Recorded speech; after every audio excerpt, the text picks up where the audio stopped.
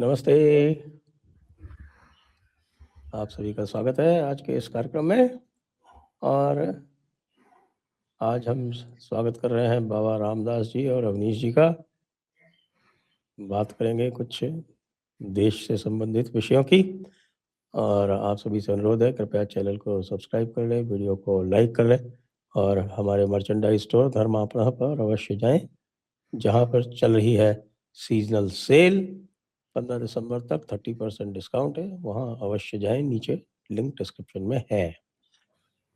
तो शुरू करता हूँ बाबा जी से। बाबा जी, इस समय जिस समय हम लोग रिकॉर्डिंग कर रहे हैं उस समय मैं देख रहा हूँ कि वंदे मातरम पर चर्चा चल रही है लोकसभा में। प्रधानमंत्री जी बोल रहे हैं और बिना किसी प्रकार का व्यवधान डाले, बिना किसी तरह का व्यवधान डाले पूरा विपक्ष कांग्रेस समेत चुपचाप बैठा सुन रहा है।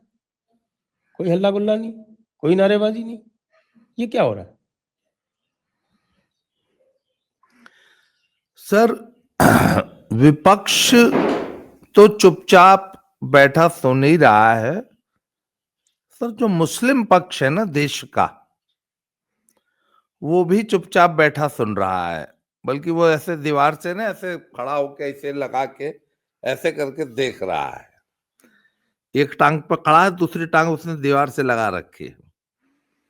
और वो ये देख रहा है कि ये सब मिलके मुझे बेवकूफ बना रहे हैं या इन सब ने मुझे बेवकूफ समझ रखा है। सर, सच्चाई ये है कि भारत का मुसलमान बहुत समझदार, बहुत चालाक और बहुत बड़ा अपॉर्चुनिस्ट है। वो उसकी प्रायोरिटीज एकदम सेट हैं। भारत सरकार द्वारा, समाज द्वारा जो भी सुविधाएं मिलती हैं उनका अधिक से अधिक लाभ उठाओ, सिस्टम का अधिक से अधिक दोहन करो, सरकारी सुविधाओं का ज्यादा से ज्यादा त्वरित लाभ उठाओ, मैक्सिमम लाभ उठाओ, पहला। और अगर पॉलिटिकल सिस्टम ब्लैकमेल होता है तो होता रहे, उसको ब्लैकमेल करने की कोशिश करो, उससे से अधिक अपनी शर्तों पे लाभ लेने की कोशिश करो। पर सर, मुसलमान को एक बात और समझ में आ गई है कि अब तक वो जो किंग मेकर की भूमिका में था कि उसके बिना, उसके वोट के बिना सरकार नहीं बन सकती। सर, उसने एक बात उसको समझ में आ गई कि उसके वोट के बिना सरकार बन रही है। यूपी में भी बन रही है, बिहार में बन गई है, बंगाल में भी बनेगी, तमिलनाडु में भी बनेगी, केरल में भी बनेगी। भारत के मुसलमान को ये बात समझ में आ गई है, नंबर 1। नंबर 2, भारत के मुसलमान को यह भी समझ में आ गया है कि भारत का हिंदू जाग गया है। उसको अपने अधिकारों का बड़ा अच्छा बोध हो गया है और मुसलमान का मुस्लिम नामक जो पॉलिटिकल टूल था भारत की विपक्षी पार्टी, भाजपा की विपक्षी पार्टियों के पास, भाजपा ने उसका एंटीडोट ढूंढ लिया है। और मुसलमान को एक बात एकदम स्पष्ट हो गई है कि अब हमको ये सब लोग मिलकर सिर्फ बेवकूफ बना रहे हैं, ऐसे ऐसे मुद्दे निकाल के। पर सच्चाई यह है कि अब हम हिंदू इकोसिस्टम के सामने निष्प्रभावी हो गए हैं। ये मुसलमानों को इसका एहसास हो चुका है। सर, आप आने वाले समय में देखेंगे, आने वाले 10 साल में मुसलमान अपनी पॉलिटिकल स्ट्रेटजी को चेंज करेगा। और मुझे ऐसा लगता है, कई बार मुझे ऐसा लगता है कि कुंदरकी जो था वो कोई प्रयोग तो नहीं था। कुंदरकी में जो मुसलमानों ने अचानक एक मुश्त इतनी भारी संख्या में जो वोट दिया, या उस बार जितने भी उपचुनाव हुए, फिर वो चाहे वो किदवई नगर, वो कौन सा वो अवनीश भाई याद दिलाएंगे, लखनऊ कानपुर में जो अनवर नहीं, कानपुर वाली जो सीट थी, जहां वो सीसामऊ। सोलंकी सीसामऊ सीसामऊ, वो हो, भरथना हो, बहुत सारी सीसामऊ में तो समाजवादी जीत गई थी। जीत तो गई थी मार्जिन सर, बहुत पर कम था, जीत मार्जिन का बहुत कम था। मार्जिन बड़ी मुश्किल से 10,000 बहुत कम बचा था। था। Yes, 8,000 club. हाँ, तो सर मुसलमान अपनी स्ट्रेटजी को रीथिंक कर रहा है, रीवर्क कर रहा है, और मुझे कतई ताज्जुब नहीं होगा कि मुसलमान बहुत जल्दी आपको पॉकेट्स में बीजेपी को वोट देता हुआ दिखाई देगा, क्योंकि मुसलमान को एक बात समझ में आ गया है कि बीजेपी को हराने का उसका जो दुराग्रह है वो लंबा नहीं चलने जा रहा है। और इसीलिए आप देख लीजिएगा, मुसलमान ये वो जो बाबरी मस्जिद का लुकमा है उस पे भी नहीं आने जा रहा है, वंदे मातरम। अच्छा, एक चीज और बताऊं सर, चलिए अवनीश भाई को ले लेते हैं चर्चा में, उसके बाद चर्चा करेंगे कि बाबरी का 5 एकड़ का प्लाट खाली पड़ा है, उस पे झाड़ झंखाड़ उगाया है। हाउ क्या नाम, धन्नीपुरम वाला धन्नीपुर है, वहां क्यों नहीं बना रहे हैं सब, उस पर चर्चा अगले पोर्शन में करते हैं। वो बड़ा इंपॉर्टेंट पॉइंट है कि आखिर अयोध्या में बाबरी नहीं बन रही है, मुर्शिदाबाद में क्यों बन रही है, और क्या वाकई मुर्शिदाबाद में बनेगी, इस पर चर्चा करते हैं। जरा अवनीश भाई को ले लेते हैं चर्चा में, उसके बाद। हाँ, ये अवनीश भाई जी बताइए साहब, बाबरी बन रही है मुर्शिदाबाद के बेलडांगा में जी का, और समाचार आ रहे हैं कि वो जो हुमायूं कबीर है, वो जिसको निकाल दिया टीएमसी ने, निकालने के बाद भी जो उसकी बाबरी का जो कार्यक्रम था उस पर तो व्यवधान नहीं डाला, लेकिन शायद इसलिए नहीं डाला कि बहुत ज़्यादा नाराज़ नहीं करना चाहती होगी मुसलमानों को। और अब हुमायूं कबीर जो है वो एमआईएम से पींगे बढ़ा रहा है, एमआईएम के साथ चुनाव मिल के लड़ेंगे, हम अपनी नई पार्टी बनाएंगे। तो ये ड्रामा है या इसमें कोई दम है? ड्रामा नहीं है साहब, हुमायूं कबीर ममता के मीर बाकी हैं। जो ममता बनर्जी अपने राज्यपाल के मूवमेंट को रिस्ट्रिक्ट कर सकती हैं, जो गृहमंत्री के आने जाने, केंद्रीय मंत्रियों के ईडी और सीबीआई की रेड्स को प्रभावित कर सकती हैं, उनके बिना शह के वो बाबरी मस्जिद के लिए सर पर ईंटें और 40,000 बिरयानी के पैकेट, सऊदिया से मौलाना, इतना बड़ा जलसा, सर ऊपर ईंट रखी हुई भीड़, या अनायास चली आई। उन्हें निकाला भी ममता बनर्जी ने है, क्योंकि एसआईआर का दुष्परिणाम है सर, उनके लिए दुष्परिणाम। क्योंकि एसआईआर से अब वो जो खो चुकी हैं अपने फर्जी वोटर, वो चिंता उनको सता रही है। तो वो उन्होंने हिंदुओं को दिखाने के लिए, अब बंगाल का हिंदू भी इतना समझदार हो गया, वो समझ गया कि ममता दीदी का ये पुल्लू लुल्लू है बाबू, जैसे नहीं झुंझुना पकड़ा दिया जाता। तो ये मिला जुला खेल है, उस पर थोड़ा सा और जब बाबा जी कहेंगे तो उस पर आएंगे सर।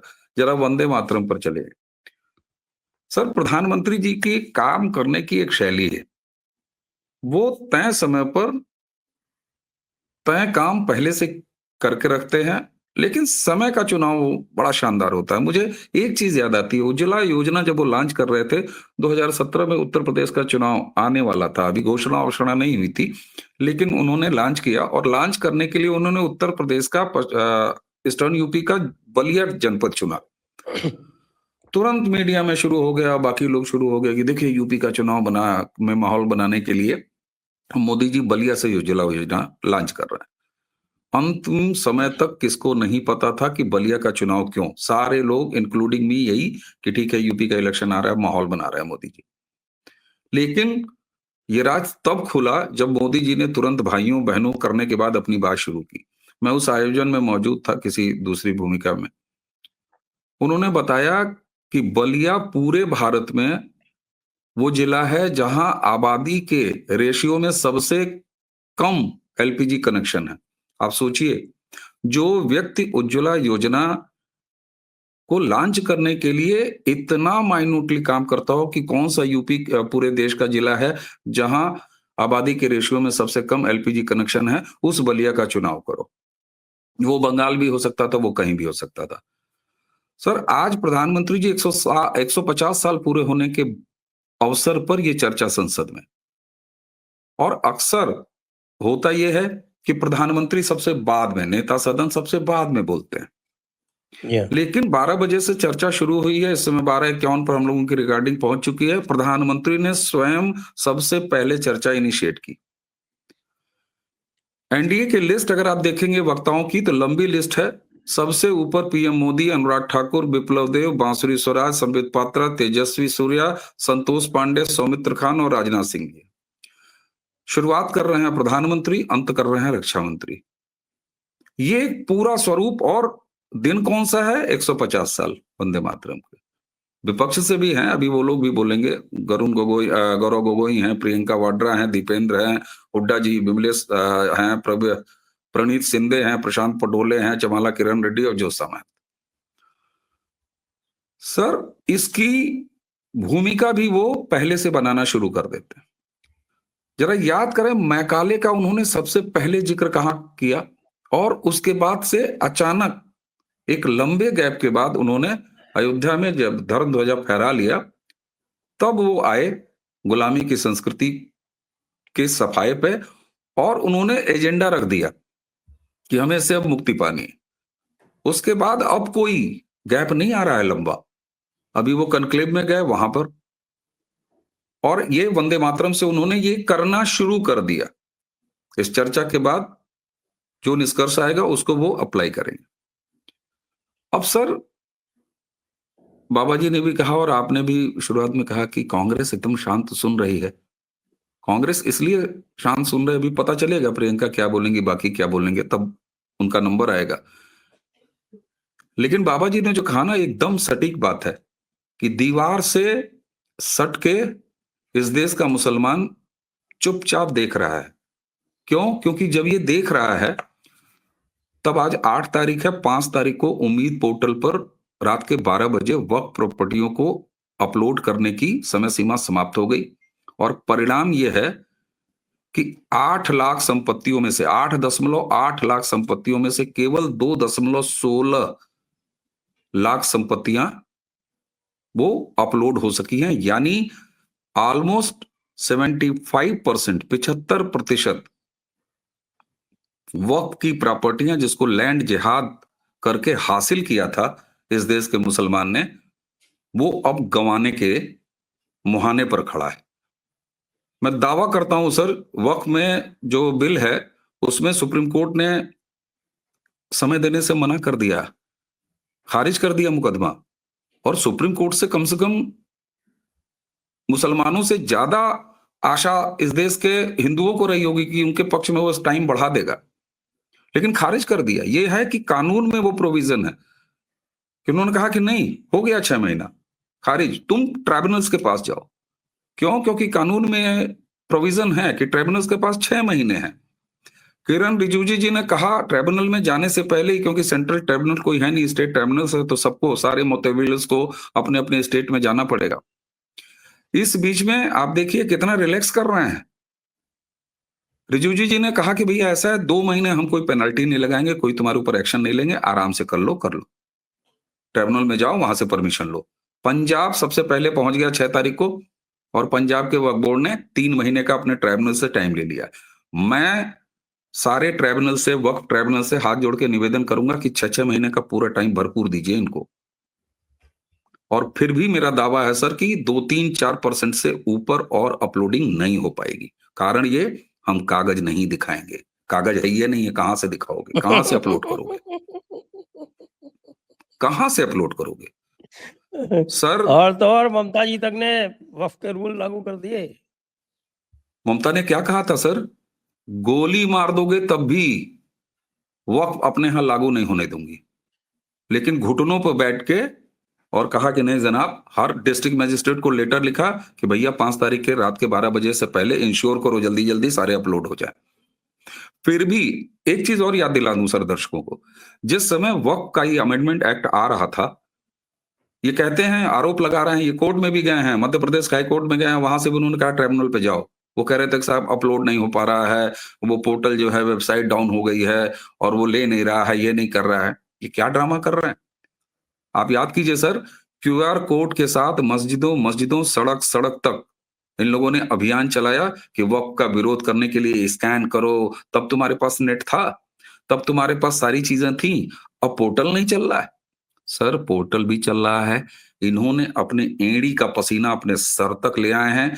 कागज बेतहाशा खोजे गए हैं, कागज हैं ही नहीं। इसलिए 8.8 लाख, 8,80,000 में से केवल 2,16,000। कितना बढ़ा लेंगे? कितना बढ़ा लेंगे सर? और जो अपलोड नहीं होंगी, जंगल की जमीन, फॉरेस्ट की जमीन कब्जा किया है तुमने, रजिस्टर्ड डीड है क्या? कहां से मिलेगी रजिस्टर्ड? मैं तो याद कर रहा हूं, साउथ का किसान बेचारा जो जरूरत पड़ने पर अपना खेत रजिस्ट्री करने गया, बेचने गया अपना कागज लेके, तो उसको पता चला कि ये तो हमारा खेत वक्फ हो चुका है।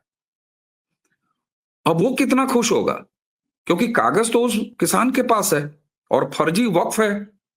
क्या उसका कागज अपलोड हुआ होगा? नहीं हुआ होगा। इस 2,16,000 में उसका कागज नहीं अपलोड हुआ होगा। सर एक कानून से जिसको कि फुल प्रूफ बनाया, और इतना फुल प्रूफ बनाया कि टाइम नहीं बढ़ा पा रहा है सुप्रीम कोर्ट, जो आधी रात को कोर्ट खोल के न जाने कौन कौन से फैसले देता था। मैं ये नहीं कह रहा हूं कि मजबूर हो गया सुप्रीम कोर्ट, लेकिन ये मिल जाना चाहिए था, लेकिन खारिज किया क्यों? एक्ट में प्रोविजन है सर, अगर टाइम लिमिटेशन भी बढ़ानी है, अमेंडमेंट लाना पड़ेगा सरकार को। इसलिए रिजिजू जी ने टाइम नहीं बढ़ाया है। उन्होंने कहा है कि 2 महीना रिलैक्स कर दे रहे हैं, कोई पेनल्टी नहीं लगाएंगे, कोई कार्रवाई नहीं करेंगे। ये उसी तरह से है कि रेलवे का टीटी जो है ना, किसी को बे टिकट बिना डब्ल्यूटी पकड़ लेता है तो कहता है बड़ा अच्छा है, अगर है तो कहता है बेटा अच्छा चलो, तुम्हारे ऊपर कोई पेनल्टी नहीं लगा रहा है, अगले स्टेशन पे उतर लेना। ये किया है रिजिजू जी ने। क्यों? क्योंकि उनका भी पावर उतना ही है। एक कानून से आज सबसे बड़ा लैंड जिहादी पूरे विश्व का अपनी 75%, 75% अवैध कब्जे को गंवाने के मुहाने पे खड़ा है और गंवा के रहेगा। छीन लिया सर 75% अवैध कब्जा वक्फ का। लोग कहेंगे कि अब इसका क्या होगा? सिविल सूट जाएगा, जिसका मालिकाना हक होगा, फॉरेस्ट की जमीन होगी, पंचायत की जमीन होगी, नगर पालिका के पार्क होंगे, टाउन एरिया के पार्क होंगे, वापस होगा। 24 घंटे में नहीं होगा। एक प्रक्रिया है साहब, इतने दशकों में इतना कब्जा किया है, कब्जा नहीं नहीं लेना नहीं सर नहीं, इतना मामूली सिविल काम सूट है। की जरूरत नहीं पड़ेगी। अच्छा अनडॉक्यूमेंटेड जमीन है, वो सरकार में निहित होगी। अच्छा, लेकिन सर मान लीजिए कहीं इन्होंने अगर फिजिकल स्ट्रक्चर खड़ा कर लिया है, तब तो सिविल जाएगा हाँ, तब फिर डिमोलिशन इविक्शन का के लिए। सूट वगैरह हो। वो भी म्युनिसिपल लॉज में प्रावधान है कि अगर सरकारी अच्छा जमीन है, क्योंकि वो सरकार में निहित होगी, तो म्युनिसिपल लॉज के अंतर्गत कार्रवाई की जा सकती है। फिर वो बुलडोजर वाला एक्शन होगा, जैसे योगी जी यहाँ बिल्डोजर कराते वाला हैं। एक्शन। राइट, बिल्कुल। ठीक है। उसके लिए सर सुप्रीम कोर्ट से पहले ही ये गाइडलाइन है, पैन इंडिया पूरे। ये क्रेडिट योगी जी को दीजिए। तो सर ये बात बिल्कुल सही है कि 2014 से जो सांस्कृतिक क्रांति इस देश में हुई है, उसने मुसलमान वोट बैंक नाम के और उस ब्लैकमेलिंग वाला जो चरित्र था उसको न्यूट्रलाइज कर दिया। मुसलमान इसको अच्छे तरह से समझ रहा है। 2 लोग एक्सपोज हो रहे हैं, खुद मुसलमान एक्सपोज हो रहा है, उसका जो अवैध काम है उसका भी दुरुस्तीकरण हो रहा है, वक्फ आप देख लीजिए। और दूसरी तरफ इस देश के या विपक्ष जो आज का है, जो लंबे समय तक सत्ता में रहा है, उसने उनको कितना ठगा है ये भी वो देख रहा है। बाबा जी की बात बिल्कुल सही है, क्योंकि वो होता हुआ देख रहा है। 75% उसकी लैंड गई जो उसने कब्जा किया था।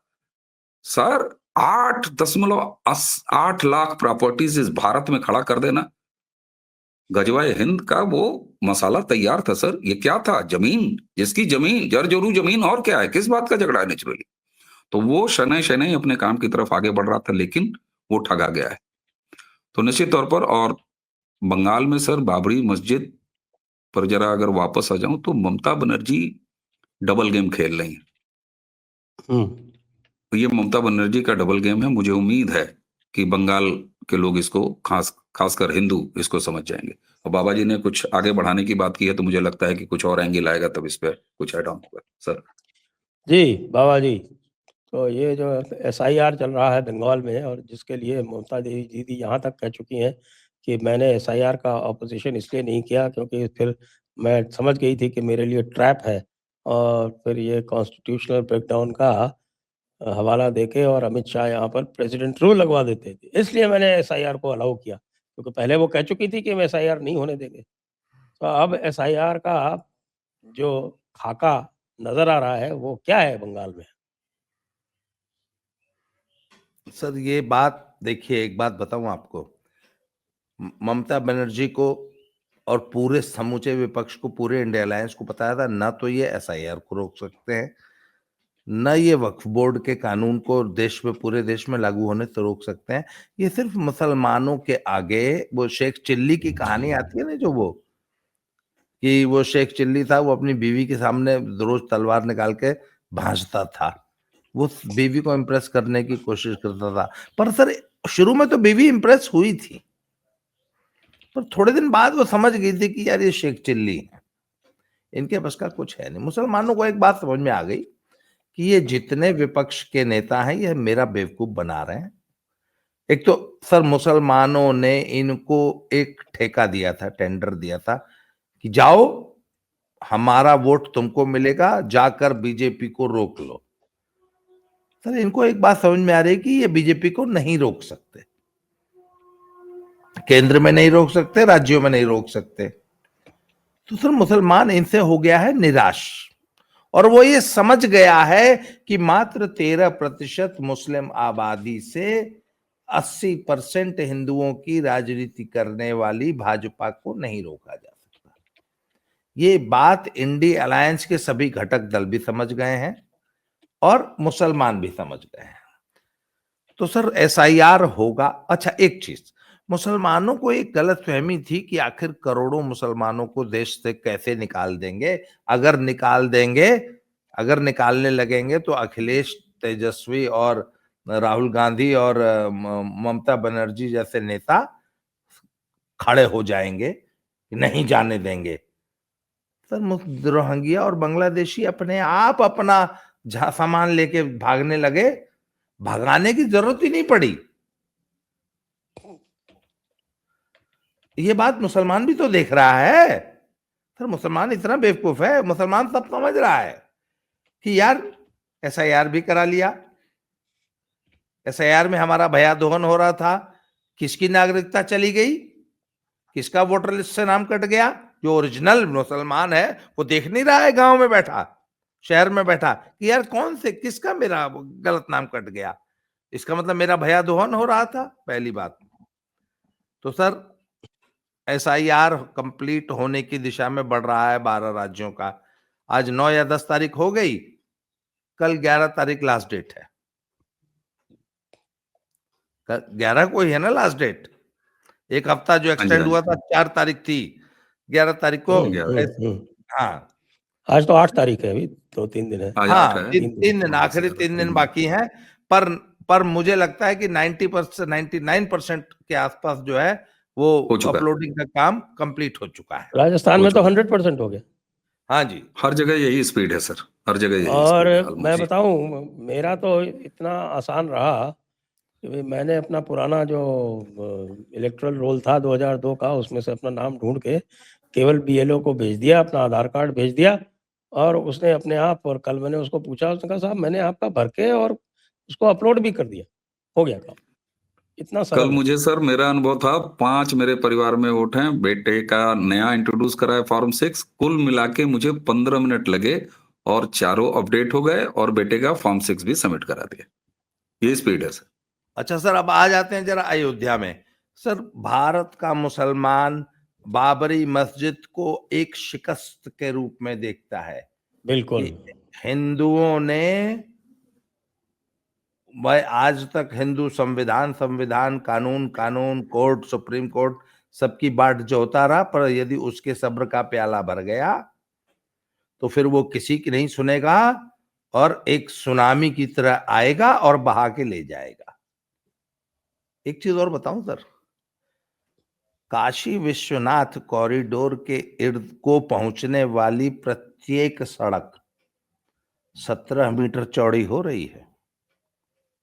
धान मंडी आप हटा रहे हैं सुना। वो दाल मंडी तो हट गई, सुगनी काशी साहब वाली विश्व हट गई सर। बनारस की प्रत्येक सड़क न्यूनतम 17 मीटर चौड़ी हो रही है।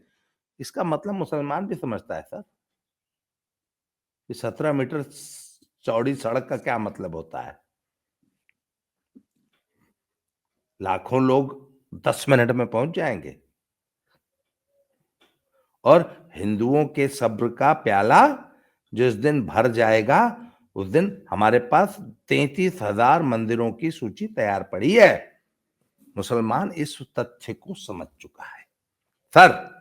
मुसलमान ये जानता है कि हिंदू बहुत शरीफ कौम है, इनके साथ हम सिर्फ शराफत से ही सरवाइव कर पाएंगे। अगर हिंदू अपनी वाली पे आ जाएगा तो अपना हर मंदिर रिक्लेम कर लेगा। और मैंने आज अवनीश भाई के साथ अभी आपके से बात करने से पहले हम लोग एक वीडियो पे बात कर रहे थे। मैंने कहा आप देख लीजिएगा 5 साल के अंदर मुसलमान काशी और मथुरा थाली में परोस के आपको सौंप देंगे अपने आप स्वतः। कोई लिटिगेशन नहीं होगी, कोई सुप्रीम कोर्ट का फैसला नहीं आएगा, खुद ही दे देंगे।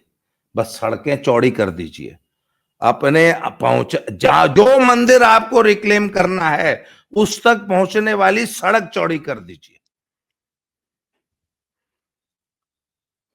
सर मुसलमान इस तथ्य को समझ रहा है। और ये जो हर शहर में मस्जिद, बाबरी मस्जिद बना रहे हैं ना सर ये लुकमा है, ये ये ममता का ही प्लॉट है। यस क्योंकि मुसलमानों में जो अविश्वास या निराशा का भाव पैदा हुआ है इंडिया अलायंस के प्रति कि नहीं है तुम्हारे बस का कुछ नहीं है, तुम नहीं रोक पाओगे इन लोगों को। ममता के प्रति भी पैदा हुआ है ना कि ममता ने जोर शोर से जो क्लेम की थी वो कोई भी क्लेम जो है वो रोक नहीं पाई। ममता ने चोरी छिपे वक्फ बोर्ड का कानून लागू कर दिया ना। ममता ने कर दिया। उन्होंने कहा था SIR नहीं लागू होने देंगे, किसी का नाम नहीं कटने देंगे। सब कुछ हो रहा है। तेजस्वी ने कहा था ना कि 14 को रिजल्ट आएगा। उनसे नाराज है ना कि साहब की आप कहती हैं और कर नहीं पाती। एक फिगर भी दे दूं, एक फिगर भी बाबा जी, एक फिगर भी दे देता हूं इसी वक्फ वाले में। सबसे कम वर्स्ट प्रदर्शन अगर अपलोडिंग में किया है तो वेस्ट बंगाल ने किया है। 1% प्रॉपर्टी अपलोड हो पाई है। 80,480 वक्फ प्रॉपर्टीज थी जिसमें से केवल वेस्ट बंगाल में 716। सबसे वर्स्ट परफॉर्मेंस। तो ममता ने यहां धोखा दिया है, कहती रही कि नहीं लागू करूंगी, नहीं लागू करूंगी, बिल्कुल सफेद झूठ। मुसलमानों ने तैयारी नहीं की और जब खोला तो अपलोड हुआ 80,480 में से 716। ये क्लियर कट फ्रॉड किया है ममता ने मुसलमानों के साथ, और इसलिए इस तरह के बाबरी वाले चूरन खेलना मजबूरी है, खेल रही है, डबल गेम है उसका। हाँ तो सर ये बाबरी के नाम पे मुसलमानों को एक बार और बेवकूफ बनाने का प्लान है। आप देख लीजिएगा बहुत जल्दी ये प्लान ठंडा हो जाएगा। वो हुमायूं कबीर भी चुपचाप अपने बिल में जाके घुस जाएगा। कुछ नहीं होने जा रहा है सर। हिंदू वोट बैंक जो है वो एनलाइटन हुआ है। और मैं आपको बता रहा हूं बिहार के बाद एक नए किस्म की राजनीति आपको पूरे देश में दिखाई देगी। इसका सबसे ज्यादा असर बंगाल और यूपी पे ही पड़ने जा रहा है। और अब तो सर अगली फतह आप तमिलनाडु की बात कीजिए, केरल की बात कीजिए। इंडिया अलायंस छिन्न भिन्न होगा। और मैं आपको बता रहा हूं बहुत जल्दी आपको मुसलमान सरेंडर करके भाजपा को वोट देता हुआ दिखाई देगा बहुत सारे राज्यों में। जी जी अवनीश जी, अभी जो आंकड़े आ रहे हैं उसमें बाकी सबका जो बताया जा रहा है कि जो रिटर्न नहीं हुए हैं जितने एन्यूमरेशन फॉर्म्स, और एन्यूमरेशन फॉर्म्स कह रहे हैं कि 54.6 लाख तो है पश्चिम बंगाल में और 84 लाख बताए जा रहे हैं तमिलनाडु में। और इसके अलावा पश्चिम बंगाल में एक और नया आंकड़ा बताया जा रहा है, कह रहे हैं साहब 25-30 लाख जो हैं वो अनमैप्ड वोटर है, अनमैप्ड वोटर है, यानी जिनके आप जो है उनकी मैपिंग ही नहीं हो पा रही कि है कहाँ। ये कैटेगरी और किसी प्रदेश में नहीं है, ये कैटेगरी केवल पश्चिम बंगाल में है, अनमैप्ड वोटर वाली। और अगर ये मेरा सर एक सवाल, एक में जिज्ञासा है मेरी, मुझे जानकारी नहीं है सर, बहुत सारे ऐसे भी तो वोटर थे ना जिन तक एन्यूमरेशन फॉर्म पहुंच ही नहीं पाया क्योंकि वो मौके पे मौजूद ही नहीं थे।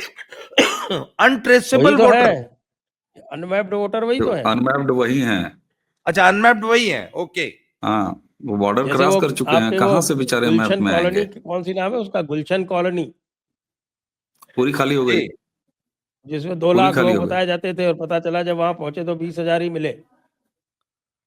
जी सर वो सारे मैप के बाहर चले गए हैं भारत के, तो कहाँ से मैपिंग में आएंगे? वो सब जा चुके हैं। वो भारत के मानचित्र से बाहर चले गए तो कहाँ से आएंगे? खैर, प्रधानमंत्री जी को छोड़ नहीं रहे हैं। बोलते बोलते उन्होंने बोल दिया कि नेहरू को अपना सिंहासन डोलता नजर आया और वंदे मातरम पर समझौता कर लिया। तो मोदी जी भी कुछ छोड़ नहीं रहे। मोदी जी भी कुछ छोड़ होना नहीं रहे चाहिए हैं। भी नहीं। जी। तो अब आप ये देखें कि अगर ये आंकड़े मान लीजिए 50-60 लाख वोट भी कट जाते हैं पश्चिम बंगाल के उसमें से, तो ममता जी के गले में आ जाएगी बहुत बुरी तरह से। और सर विशेषकर 20-21 लाख का इसमें ही। क्योंकि मुसलमान जो है इस बार जिस तरह से उसने बिहार में किया कि बिहार में भाजपा के खतरे के बाद भी वो इनके पीछे पूरा दम लगा के खड़ा नहीं हुआ। और अगर वही चीज उसने बंगाल में की तब तो भाई बड़ा मुश्किल हो जाएगा ममता दीदी के लिए। वो अंतर भी तो 20-21 लाख 22 लाख का था। तो ये तो 28 SIR नहीं, वो घाटा पूरा करा दिया, वो अंतर खत्म हो गया। दूसरी चीज सर, 28 जब लाख का अंतर था, 28 लाख का। 28 लाख, चलिए 28 लाख सर, फिगर तो 60 लाख के आसपास जा रही है। और अभी SIR कंप्लीट नहीं हुआ, वो तो ये बढ़ेगी बढ़ेगी घटना तो है नहीं। लेकिन सर एक चीज और, जब सर्दी हो, जुकाम हो, बदन में दर्द हो, परेशानी हो, पेट खराब हो, मतलब पेट भी सही नहीं हो, तो सर ऐसे में अगर होली दीपावली का त्योहार आ जाए तो कोई मनाता है क्या उतनी खुशी से? बेचारा रस्म निभाएगा। सर चुनाव भी लोकतंत्र का पर्व है, मैं तो कम से कम यही मानता हूं। सर जो मुसलमान देख रहा है कि 80,440 वक्फ में से 714 वक्फ की प्रॉपर्टियां हम करा पाए हैं, और केवल इस ममता की वजह से इसने बिना मतलब कहा कि हमारी कनपट्टी में गोली आ जाएगी लेकिन हम वक्फ लागू नहीं करेंगे, और खटाक से आधी रात में जो है, ठीक उसी तरह से जैसे अखिलेश यादव यूपी छोड़ के भगे, रातों रात आए और जाके बेंगलोर में जाके, कर्नाटक में जाके PDA का नाम बदल आए, डेवलपमेंट और पता नहीं क्या क्या दुनिया भर का। यहाँ उनका PDA इंतजार कर रहा है, उसको पता है ही ना, नहीं है कि PDA गए तो का थे, लिफाफा।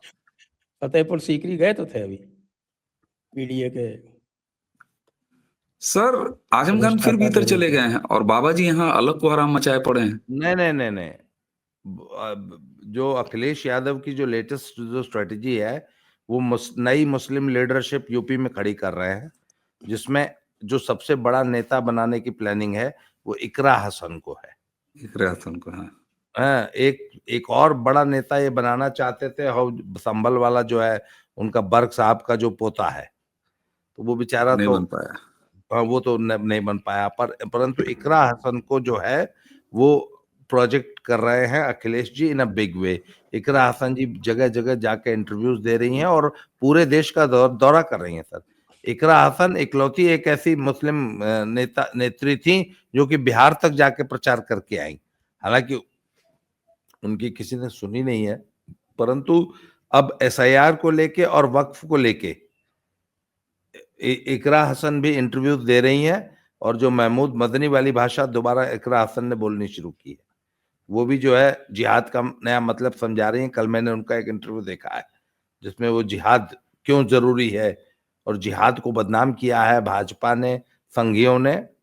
अच्छा। और हाँ, जिहाद तो बड़ा पवित्र शब्द था और जिहाद को अच्छा। बदनाम किया है। इकरा हसन लोगों को ये समझा रही हैं, और इकरा हसन को पूरे प्रदेश में एक यात्रा के रूप में निकालने की अखिलेश यादव की प्लानिंग है। अब देखिए इसमें कहां तक सफल होते हैं, परंतु सर एक बात है, मुसलमान एक्सट्रीमली डीमोरलाइज्ड है SIR और वक्फ को लेकर।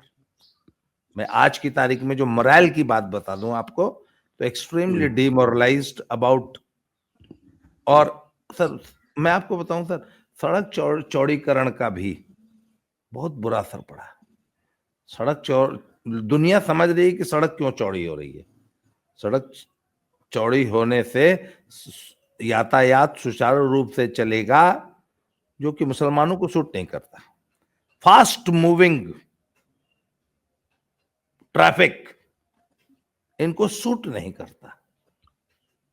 एक चीज और नहीं सूट करता बाबा जी, क्या? योगी आदित्यनाथ जी से हिंदुस्तान का एक एनक्लेव हो रहा था, उसमें पूछ लिया कि आप लोग कहा करते थे कि अयोध्या तो झांकी है, मथुरा काशी बाकी है। बाकी है। योगी जी ने जानते हैं क्या कहा? हाँ। योगी ने कहा सब जगह जाएंगे। ये नहीं कहा कि इन दोनों जगह भी जाएंगे, उन्होंने कहा सब जगह जाएंगे, सब जगह पहुंचेंगे। अब सब जगह में तो 35-40 हजार सुन रहे हैं, लिस्ट रहती है। 33,000 एक तरफ आप सोचिए ना, और तो क्या क्या लिस्ट सूट है, जो करे। प्रामाणिक सूची है, वो सीताराम गोयल जी की जो बनी हुई है, जो उन्होंने सारे प्रमाणों के साथ उन्होंने बनाई है, उसमें 1800 के आसपास है, 1800-1900 के बीच में है। तो हम तो उस पर संतोष करने के लिए तैयार है। सर इतना और ये कर लें कि ठीक है, हम 33,000 नहीं, जो प्रमाण सहित जो बनाई हुई है सीताराम गोयल जी ने, उनको कंसीड कर दो। बाकी के जब प्रमाण बाद में आएंगे तब देखेंगे।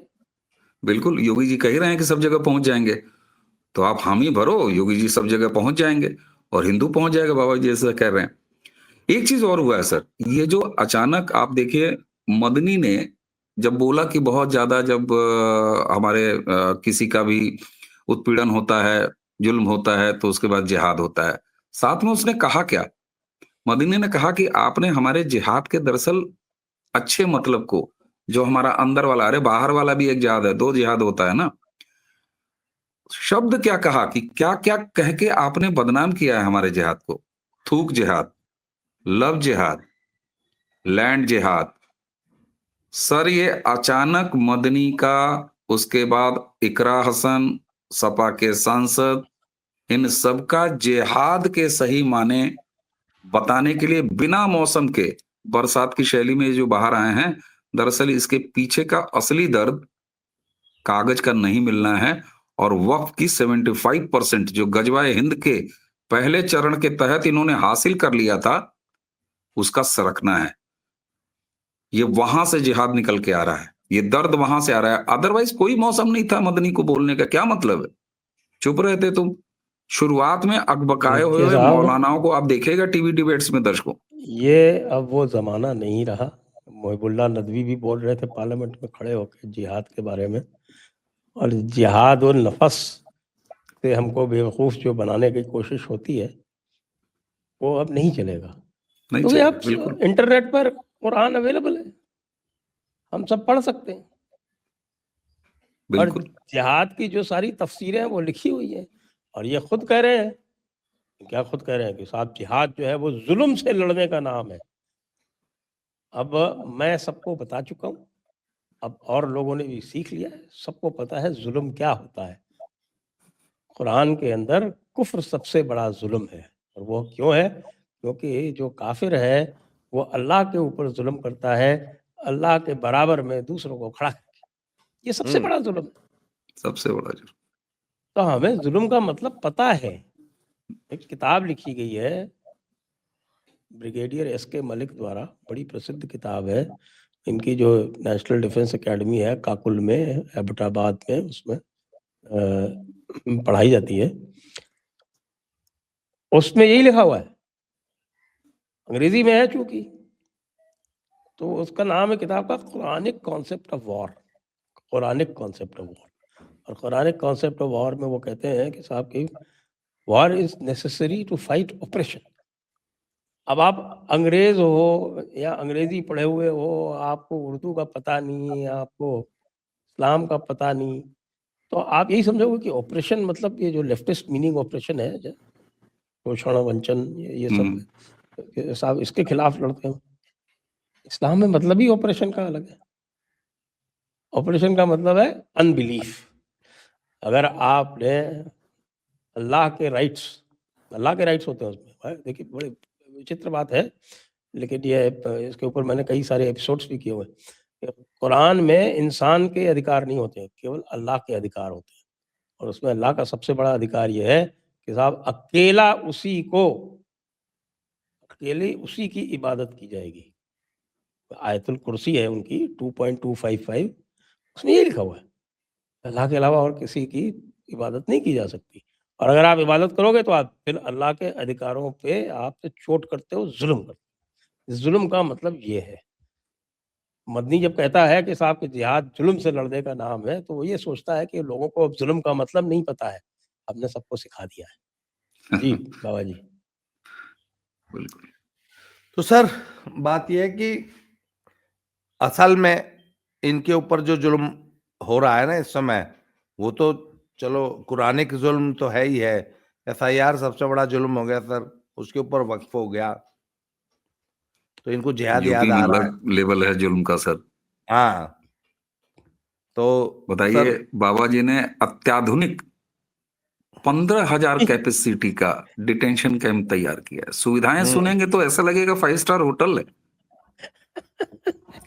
कई हमारे राष्ट्रवादी बेचारे जो हैं वो परेशान हो जाएंगे कि यार इतनी सुविधा क्यों दे दिया इनको। आप सोचिए सर, बायोमेट्रिक है, फेस रिकॉग्निशन सिस्टम लगा है, थंब इम्प्रेशन है, 24/7 सीसीटीवी कैमरास लगे हैं सर, ये तो जुल्म है। 3 लेयर की सुरक्षा व्यवस्था है सर। हाईटेक कंट्रोल रूम से ही एंट्री मिलेगी। ऐसा नहीं है कि कोई सामान्य नागरिक इस 5 स्टार में चला जाएगा, नहीं, हाईटेक एंट्री है। कम से कम 50 केंद्रीय सुरक्षा बल वहां पर तैनात रहेंगे।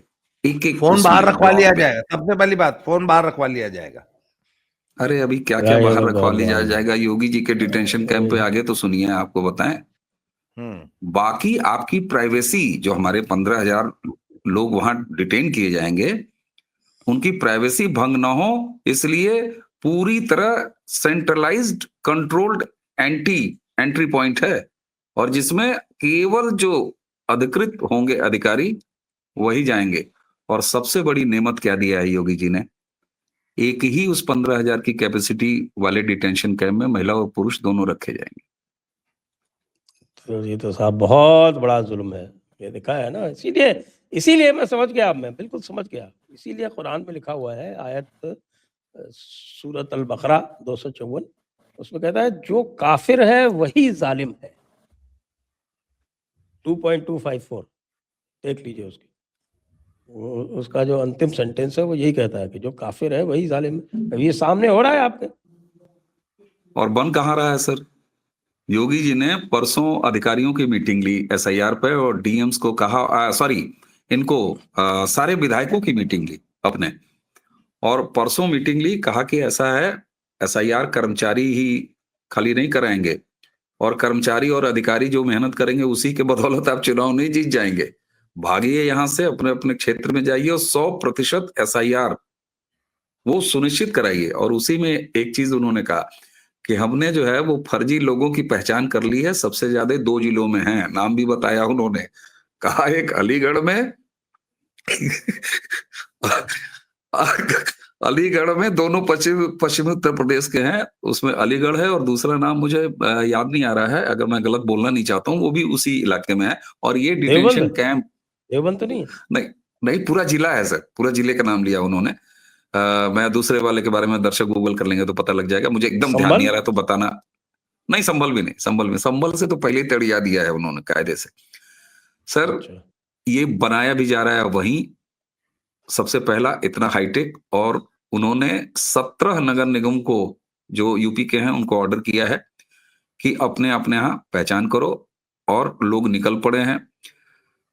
लखनऊ की मेयर सुषमा खरगवाल ये गुडम्बा क्षेत्र में होके भी आई, उन्होंने लिस्ट विस्ट बनवाना शुरू कर दिया है, क्योंकि 15,000 का 5 स्टार होटल तैयार है, और जैसे जैसे जरूरत पड़ती जाएगी एक मॉडल बना दिया है।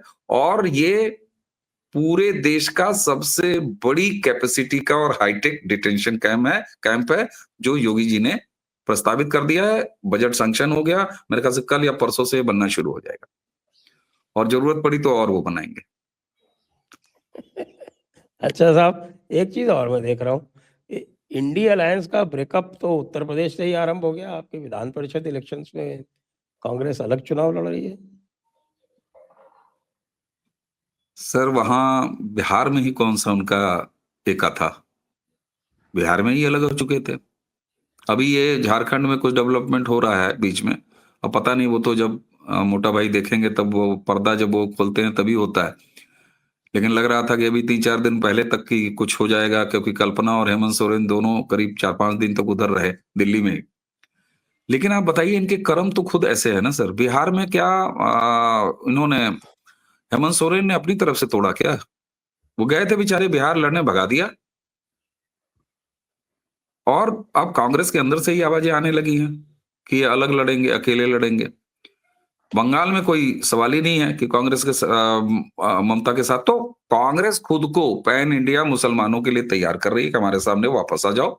तेजस्वी का काम इसीलिए मैं लगातार कहता रहा कि ये राहुल गांधी तेजस्वी के लिए अच्छी खासी जमीन तैयार करके उनको वहां पर पॉलिटिकली बर्बाद किए। अखिलेश भाई का नंबर है, ममता दीदी थोड़ी बहुत समझ रही हैं, इसीलिए लठ लेके खड़ी रहती हैं कि बेटा तुम इधर मत आना। लेकिन वहां भी मुझे लगता है कि ये ओवैसी के साथ कुछ हो। और मैं सर आगे आने वाले भविष्य में कांग्रेस और ओवैसी उसका नेशनल लेवल पर पैक्ट देख रहा हूं। अब कितना सही होगा कितना नहीं, क्योंकि मुसलमानों को अपने पास वापस लाने के लिए राहुल बिल्कुल उस योजना पे काम कर रहे हैं। थोड़ा बहुत दलितों के साथ भरम, लेकिन बिहार में अभी जाति वाला जो मामला, बटोगे तो कटोगे, वो काम कर गया नीचे। तो हो सकता है उससे थोड़ा बहुत उनके उस प्लान को झटका लगा हो।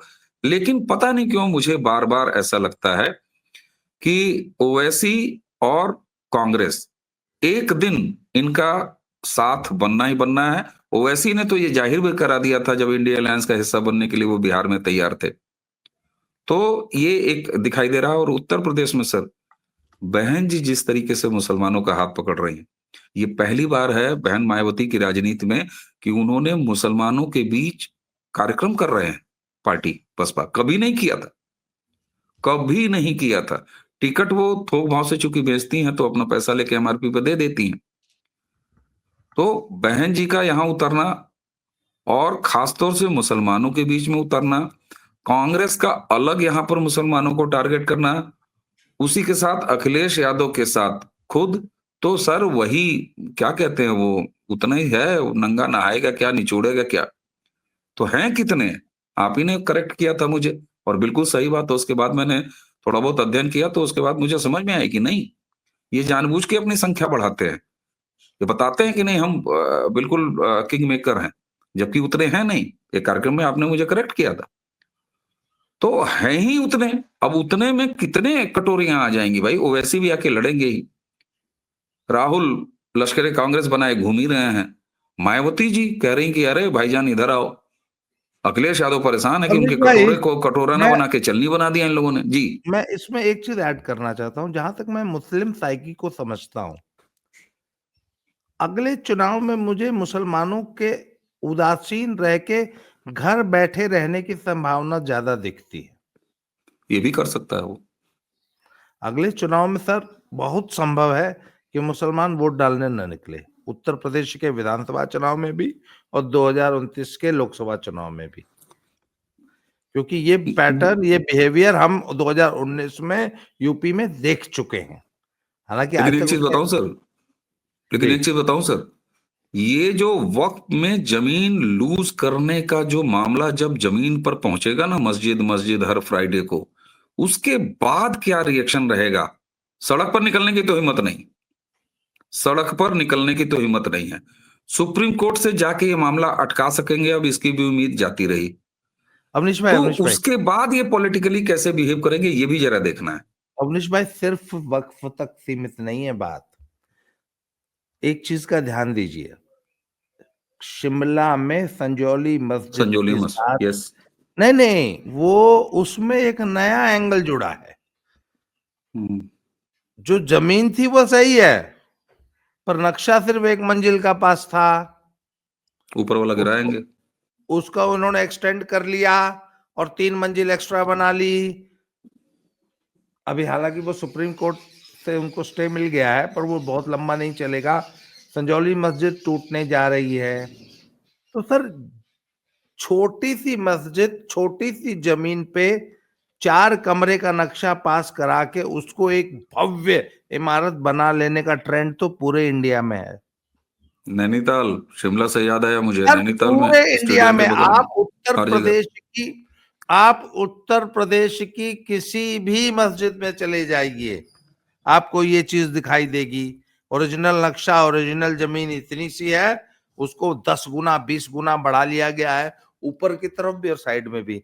सर, वक्फ के बाद आप देख लीजिएगा नक्शे पर, जैसे संजौली मस्जिद के ऊपर पूरे हिमाचल में एजिटेशन हुआ ना सर, एक भी शहर, एक भी कस्बा ऐसा नहीं बचा जहां हिमाचल में स्वतः स्फूर्त एजिटेशन ना हुए हों। सर, मुसलमान इसको भी देख रहा है कि यदि हिमाचल में हो सकता है तो उत्तर प्रदेश, बिहार में क्यों नहीं होगा। तो सर, एक एक मस्जिद, एक एक मदरसा, मजारें तो खैर इनकी टोटल 100% अवैध है ही है। सर, मस्जिदें भी अवैध हैं, जो सरकारी जमीन पे कब्जा करके या छोटा सा नक्शा बनवा के उसको बढ़ा ली गई हैं, वो सब तोड़ने की नौबत आने जा रही है। मुसलमान इस चीज को, जो इनकी लीडरशिप है वो समझ गई है। अभी नीचे तक आम आवाम में बेशक ये मैसेज पर्कुलेट नहीं हुआ है, वो हर परंतु जुम्मे के बड़ी दिन 2-4 लीडरशिप जुम्मा समझ बीतने चुकी है। दीजिए ना, वो 2-4 जुम्मा बीतने दीजिए। इनका कम्युनिकेशन सिस्टम बहुत सॉलिड है सर। 2-3 जुम्मा बीतने दीजिए, अंतिम जो आप कह रहे हैं ना भाईजान, वहां तक सारी मैसेजिंग हो सर, जाएगी, सारी अब जानकारी हो तक जाएगी। ना अब संजय सर, अब तक इनको एक गलत फहमी थी कि हमको कौन छूने जा रहा है, इतनी किसकी हिम्मत है हमको हाथ लगा देगा।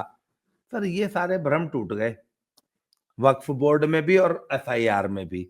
सर, ये जो भ्रम थे ना, सर्वशक्तिमान होने का भ्रम,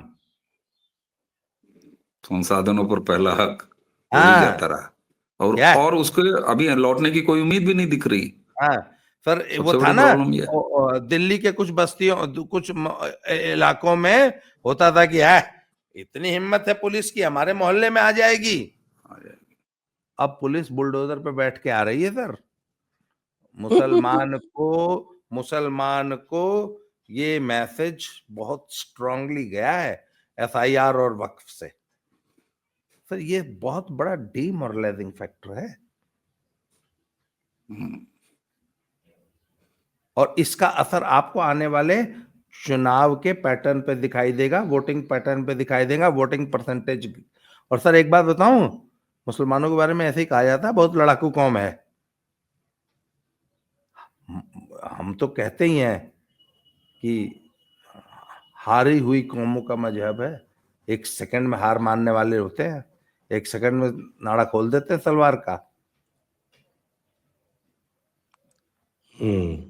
ये तो है। अच्छा, लास्ट में अवनीश जी से पूछूंगा कि साहब, ये विधान परिषद चुनावों में क्या हो रहा है उत्तर प्रदेश में? विधान परिषद चुनाव में सर देखिए, संख्या के आधार पर ही होना होता है उसमें। तो अभी बीजेपी अपने कोटे से जितने हैं उतना तो निकल ही आएगा। प्रॉब्लम इनके यहाँ है, क्योंकि नंबर्स इनके यहाँ जो है वो देखने होंगे। तो अपना क्लेम तो कोई करना नहीं चाहेगा, चाहे वो अखिलेश हो, और कांग्रेस के पास कितने नंबर है। तो बीजेपी की साइड अगर देखेगा आप, एनडीए की साइड आप देखें, तो यहाँ तो फंडे बिल्कुल क्लियर हैं। जो नंबर है उसके हिसाब से जितने सीटों का क्लेम बनता है उतना वो कर लेंगे। लेकिन वहां पर ना गठबंधन फिक्स है और ना गठबंधन का कोई रेशियो फिक्स है, तो समस्या सारी उधर ही आनी है। और बाकी ये तो मैनेजमेंट स्किल वाले चुनाव होते हैं, जैसा आपको पता ही है, तो वो अपने हिसाब से हो जाते हैं जी। कोई बहुत खास उसमें नहीं है, और ना उसका असर कोई स्टेट की पॉलिटिक्स पे पड़ना है, ऐसा भी नहीं जी। जी, तो आइए आज की चर्चा को अब यहीं पर विराम देते हैं। सभी दर्शकों को बहुत बहुत धन्यवाद, बाबा रामदास जी को, अवनीश जी को बहुत बहुत धन्यवाद। जय हिंद, जय भारत, वंदे मातरम। जय श्री राम। प्रणाम, जय जय श्री राम। जय श्री राम।